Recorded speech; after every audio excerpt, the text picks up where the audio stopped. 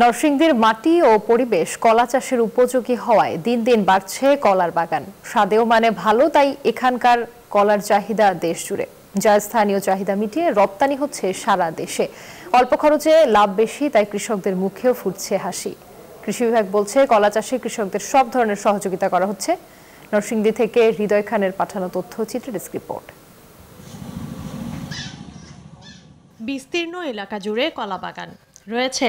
সাগর, অমৃত সাগর, সবরি, চাপা, গেরা সুন্দর সহ নানা রকম কলা। কম খরচে ভালো ফলন, বেশি লাভ হওয়ায় চাষিরা ঝুঁকছেন কলা চাষে। আমাদের এই কলা হলো সাগর, চাম্পা, সবরি আর হলো গেরা। খরচ কম হয়, খরচ কম হলো লাভ প্রচুর পরিমাণ। 300 গাছ লাগাইছি, মোটামুটি সরি বেচছি। হ্যাঁ, ভালোই। স্বাদে ও মানে অনন্য হওয়ায় নরসিংদীর কলার চাহিদা রয়েছে দেশব্যাপী। আর যাতায়াত ব্যবস্থা উন্নত হওয়ায় দেশের বিভিন্ন জায়গা থেকে বাগানে ভিড় করেন পাইকাররা। 350 গাছ হলেই মনে করেন যে খেতে খুব ভালো কানে খেতে। 35,000 টাকা খরচ হয়, 1 লক্ষ টাকা, 1,20,000 এরম বেচতে পারি আমরা। কৃষি বিভাগ বলছে, কলা চাষে কৃষকদের আগ্রহী করে তুলতে সব ধরনের সহযোগিতা করা হচ্ছে।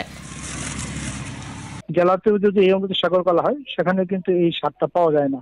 কাজে এখানকার মাটি এবং আবহাওয়া এই কলার জন্য খুবই উপযোগী।